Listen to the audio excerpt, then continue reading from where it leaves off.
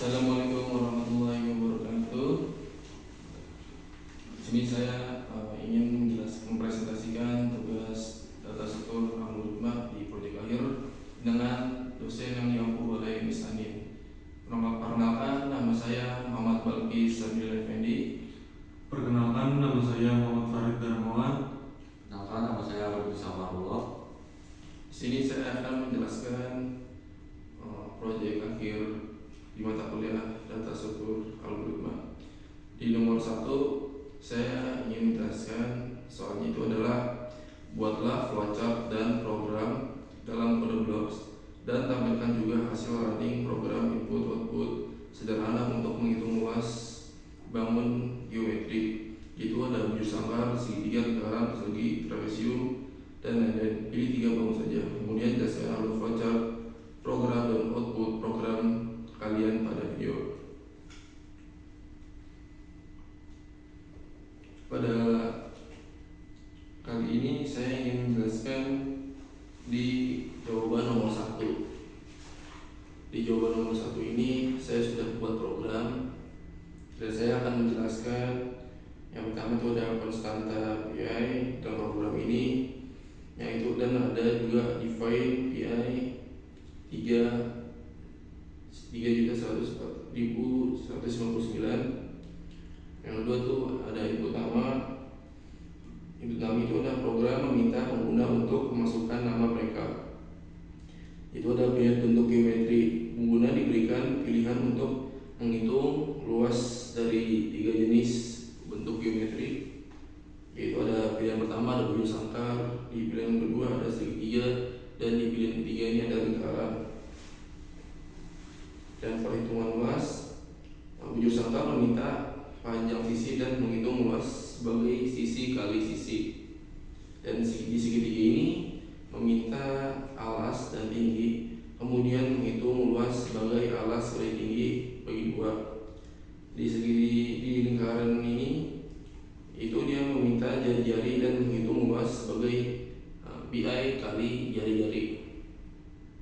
Di outputnya menampilkan hasil perhitungan luas beserta nama pengguna.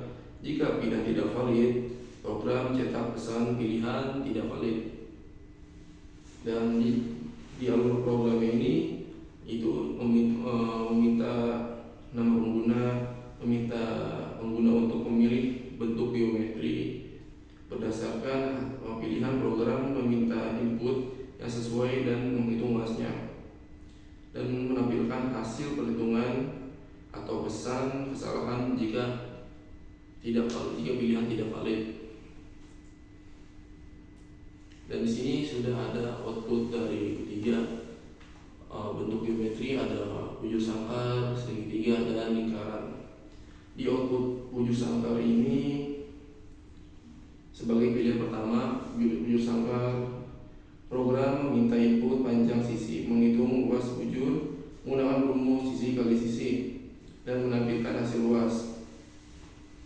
Program kedua yaitu segitiga, bentuk geometri segitiga ini outputnya program meminta output alas dan tinggi, menghitung luas segitiga menggunakan rumus alas kali tinggi, dan menampilkan hasil luas.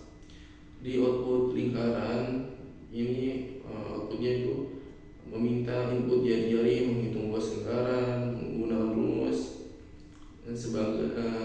dan menampilkan hasil yang luas, dan menggunakan rumus jari-jari dengan didefinisikan sebagai 3.4.159. Ini ada flowchartnya.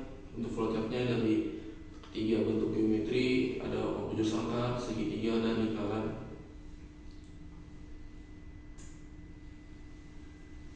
Dan nomor 2 akan dijelaskan oleh Arya. Oke, di sini saya akan menjawab soal nomor 2 yang keterangannya adalah tuliskan 4 contoh algoritma dalam kehidupan sehari-hari kalian. Lalu tuliskan juga langkah-langkah di dalam algoritmanya dalam bentuk deskripsi dari flowchart. Lalu jelaskan dengan penulisan masing-masing. Oke. Jadi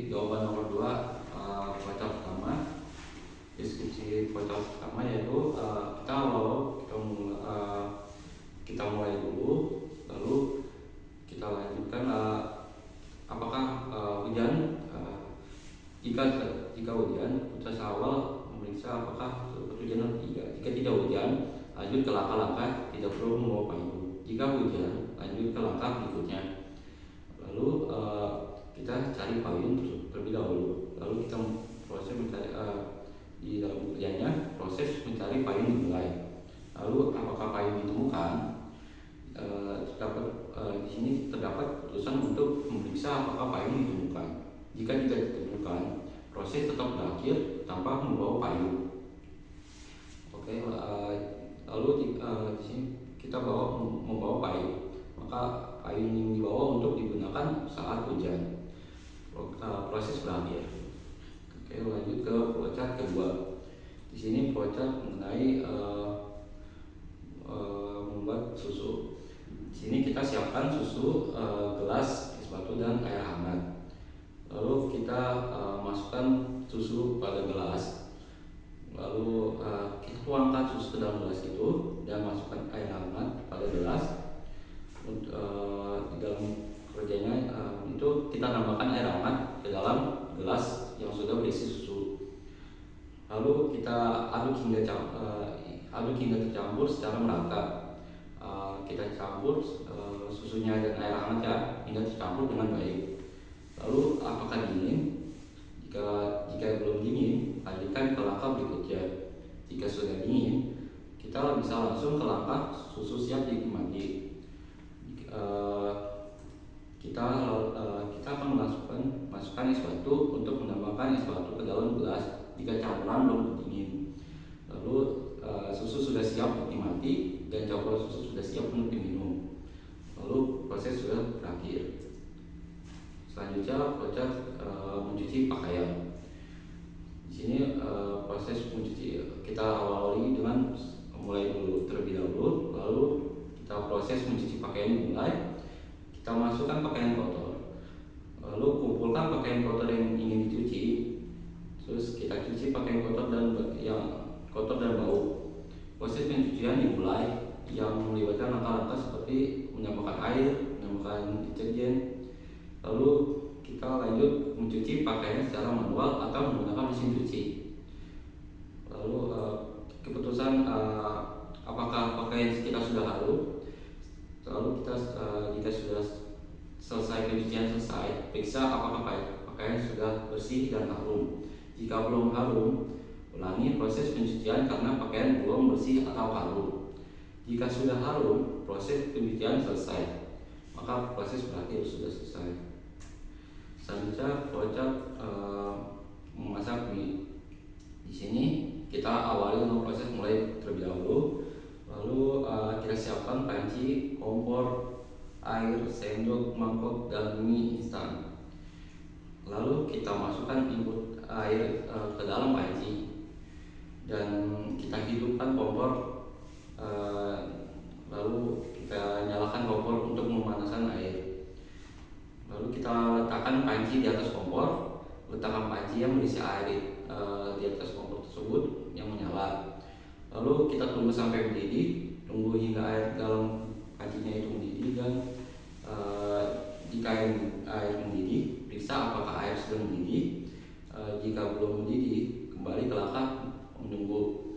Oke, kita masukkan mie ke dalam panci. Tambahkan mie instan ke dalam air yang sudah mendidih. Lalu kita aduk perlahan, mix secara perlahan agar tidak menggumpal. Lalu tunggu hingga mie matang, biarkan mie matang di dalam panci.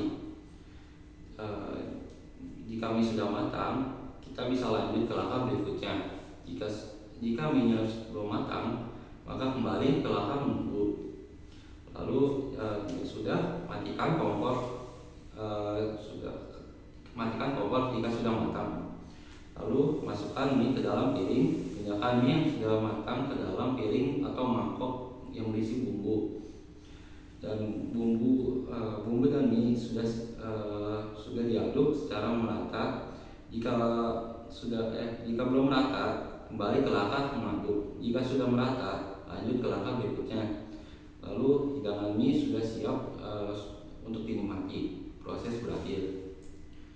Selanjutnya nomor 3 dibacakan oleh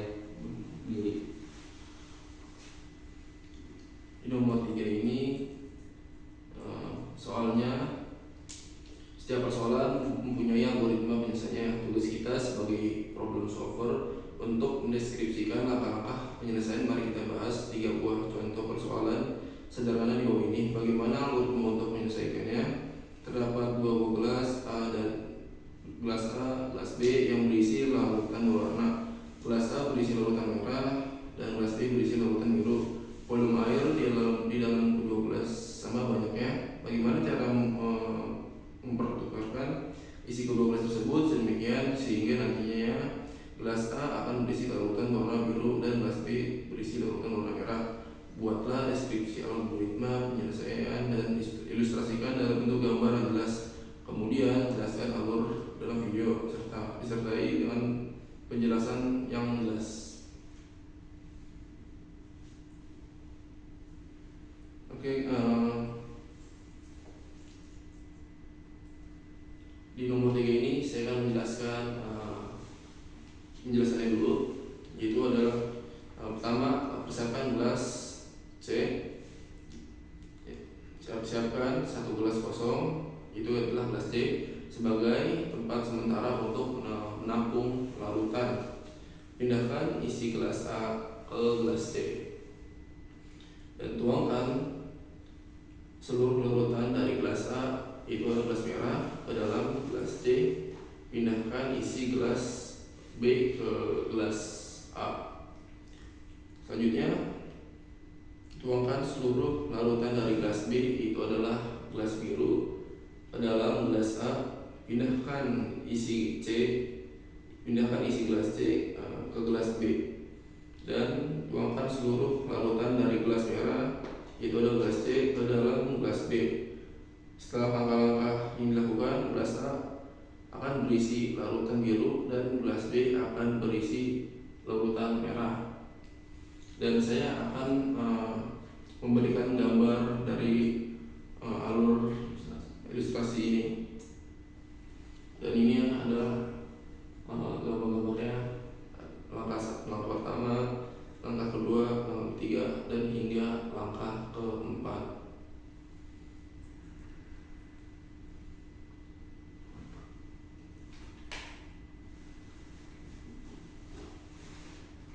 Oke, selanjutnya saya akan menjawab soal nomor 4, yang dimana nomor 4 itu adalah keterangannya membuat program dalam program segitiga bintang dalam C++ untuk mencetak segitiga bintang sebanyak n baris, setiap baris ke-1 berisi 1 buah bintang. Nilai n dibaca dari papan ketik, misal contoh masukkan n ya. Kita langsung aja jawaban nomor 4. Sini kita masukkan input dulu string name variable untuk menyimpan nama guna. Lalu kita masukin nama gunanya saya, terus habis itu kita masukin cin name nya, lalu kita masukin cout ini segitiga n sama dengan, lalu kita masukin cin nya adalah n, terus kita looping baris untuk mengontrol jumlah baris segitiga. Loop bintang ini mencetak jumlah bintang sesuai dengan nomor baris. Lalu bisa dilihat di sini outputnya, keterangannya ada nama saya, lalu ada jumlah bintangnya adalah 5. Tinggi segitiga n-nya sama dengan 5. Sini bintang segitiganya sudah dari angka awalnya bintang peringkat satunya itu 5, terus sininya juga 5. Lalu lanjut ke nomor 5.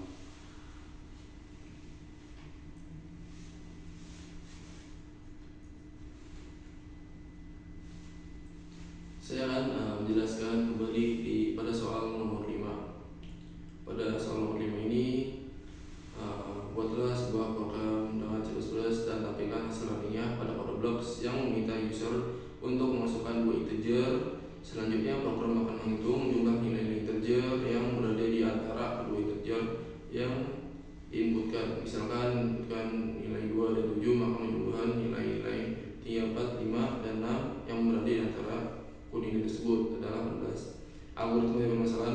adalah sebagai berikut. Buatlah dua variabel sebagai nilai input kedua integer. Yang kedua, lakukanlah looping dengan nilai awal dan nilai integer utama yang diinputkan dan batas akhir dari nilai integer kedua yang diinputkan. Yang kedua, C, lakukan penjumlahan terhadap nilai indeks looping yang ada. Tampilkan hasil penjumlahan nilai maksimal dari nomor terkecil dan nomor terbesar yang ada pada nomor telepon kamu.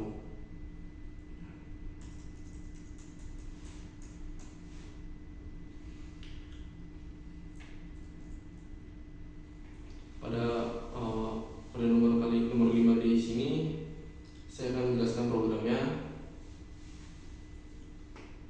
Program ini meminta dua integer dari pengguna dan menghitung jumlah angka di antara kedua integer tersebut. Selanjutnya ada input. Yang mana input ini pengguna memasukkan dua integer dan menentukan batas loop. Program menentukan angka terkecil sebagai batas awal atau ditambah dan angka terbesar sebagai batas akhir. Dan selanjutnya ada looping. Program menjumlahkan sebuah angka di antara kedua integer. Lalu outputnya itu adalah menampilkan hasil penjumlahan angka-angka tersebut. Dan di outputnya ini ada nama saya dan ada nomornya, dan selanjutnya ada masukkan nilai minimal. Minimal saya taruh di sini 1 dan nilai maksimalnya saya taruh di sini adalah 9. Dan selanjutnya outputnya itu adalah total penjumlahan nilai antara 1 dan 9 adalah 45. Dan selanjutnya ini selanjutnya nomor 6. Baik, di sini saya akan menjawab soal yang nomor 6. Sebelum kejawaban yang soal nomor 6, di sini saya akan membacakan soalnya terlebih dahulu. Nah, di sini di dalam soal ini jelaskan teori masing-masing dari keempat istilah di atas dengan bahasamu sendiri, sertakan contoh gambar dan sumber teori pengambilan jika teori didapatkan dari sumber lain. Kemudian jelaskan dalam video presentasi kalian.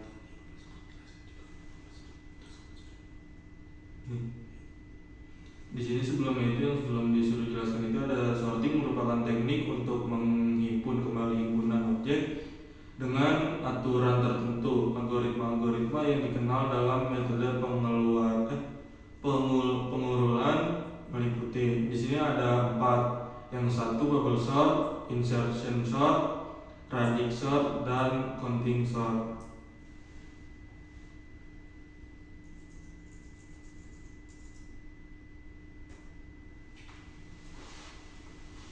Nah, di sini saya akan menjelaskan yang pertama itu bubble sort. Dalam teori bubble sort bekerja dengan membandingkan pasangan elemen berdekatan dalam sebuah array dan menukar posisi mereka jika mereka berada dalam urutan yang salah. Misalnya, jika elemen pertama lebih besar dari yang kedua, proses ini diulang hingga seluruh array terurut. Setiap iterasi gelembung elemen terbesar ke posisi terakhir dari bagian array yang belum terurut. Berikut contoh bubble sort tersebut. Nah, di sini yang kedua itu ada insertion sort. Dalam teori, insertion sort bekerja seperti saat kita mengatur kartu dalam tangan saat bermain kartu. Elemen dari array yang belum terurut diambil satu persatu dan dimasukkan ke posisi yang tepat dalam bagian array yang sudah terurut. Nah, di sini ada contoh gambarnya insertion. Salah satunya itu step 1 dari 5 ke 4. Nah, terus yang ketiga ada radix sort. Dalam teori radix sort mengurutkan angka berdasarkan digit individu, mulai dari digit paling rendah ke paling tinggi, atau sebaliknya. Algoritma ini menggunakan algoritma pengurutan stabil seperti counting sort untuk membantu mengurutkan digit pada setiap posisi. Sini ada contoh gambar dari radix sort tersebut. Nah, yang selanjutnya itu yang terakhir ada counting sort. Dalam teori, counting sort itu menghitung jumlah kemunculan setiap elemen dalam array input dan kemudian menggunakan informasi ini untuk menempatkan elemen-elemen tersebut dalam urutan yang benar. Ini bekerja sangat baik untuk array dengan rentan nilai yang kecil. Nah, di sini ada contoh gambarnya dari array count output tersebut.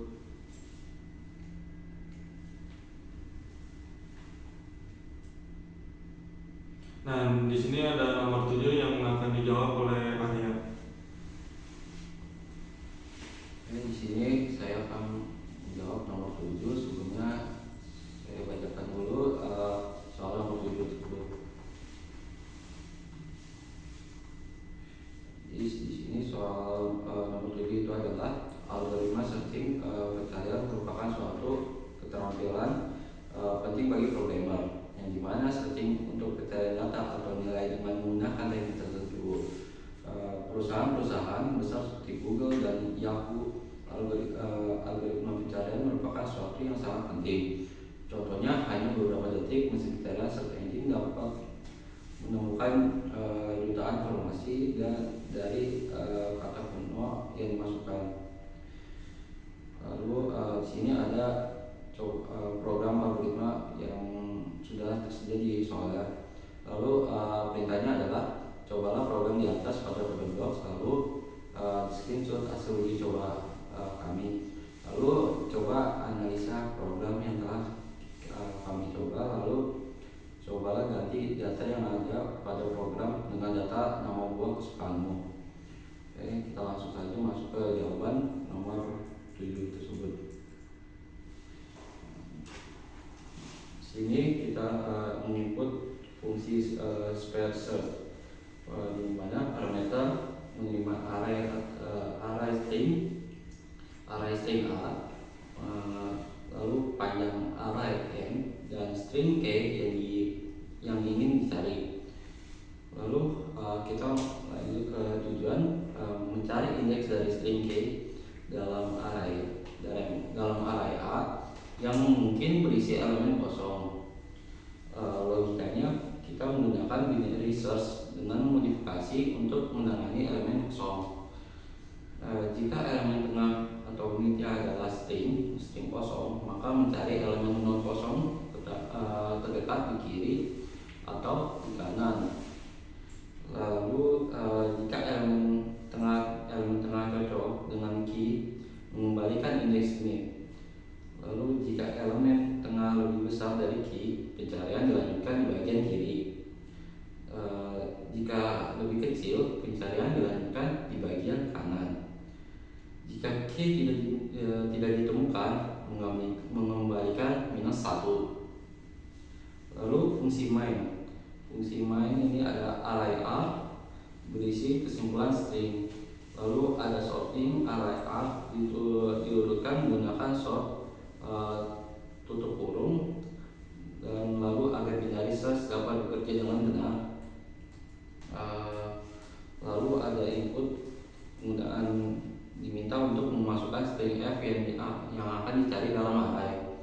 Lalu output memanggil search dan mencetak indeks string f dalam array atau -1 jika ditemukan. Lalu di sini ada outputnya. Di sini ada masukkan data pencarian, kita masukkan car, lalu muncul nama saya di sini dan jumlah hasilnya. Lalu selanjutnya jawaban nomor 8 akan dibacakan oleh Pak. Oke, baik, di sini saya akan menjawab soal nomor 8.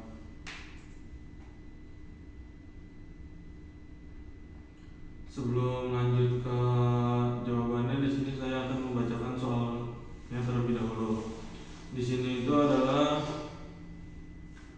coba buatlah atau temukan suatu program untuk membuat list musik menggunakan QUI untuk playlistnya dengan menggunakan bahasa C++. Rekomendasi sumber program untuk QUI implementasi algoritma dan data struktur dapat dicari pada link berikut yang ada di dalam soal. Kamu dapat melakukan modifikasi pada program yang kamu temukan untuk membuat playlist musik. Kemudian, cobalah jalankan program pada kode blocks. Program yang dibuat harus dapat menampilkan list lagu dalam playlist pilihanmu. Nah, di sini ada 4 pilihan. Di sini yang pertama itu tulis program yang kamu temukan, kemudian jalankan dan videokan hasil outputnya dalam video presentasi kalian. Jelaskan mengenai alur program dan outputnya. Lalu yang B itu tunjukkan hasil running program dengan memperlihatkan playlist yang kamu buat.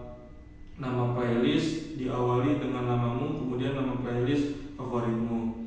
Nah, yang C ini jelaskan cara kerja program dengan metode deskriptif dengan bahasamu sendiri dan presentasikan.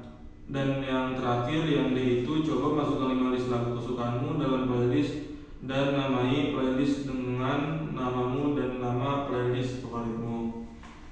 Baik, di sini saya akan menjawab soal yang terakhir, itu soal nomor 8.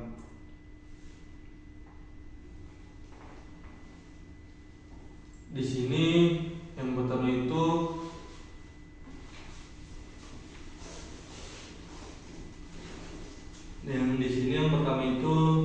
library yang digunakan itu include string itu untuk input dan outputnya.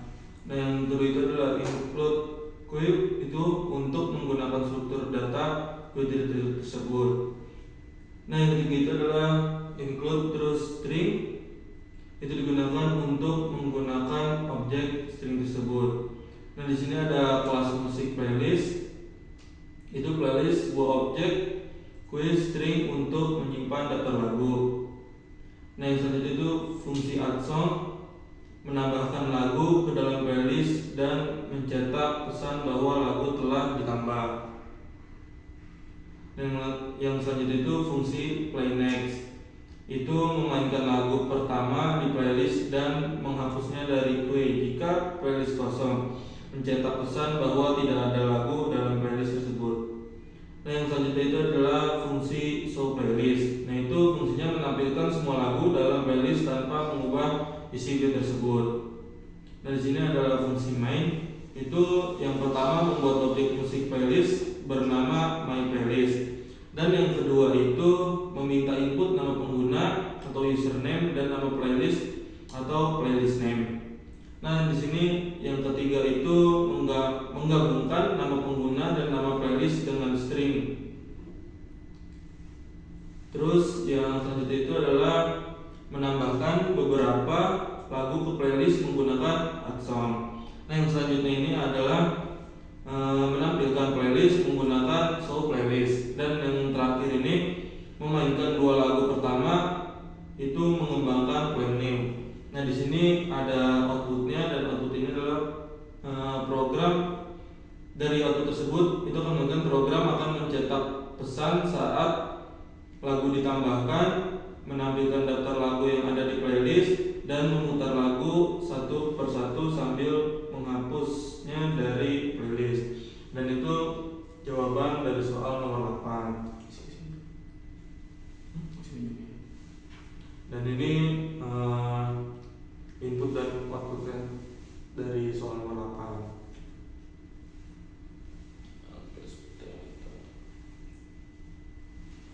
Dan sekian dari kami bertiga.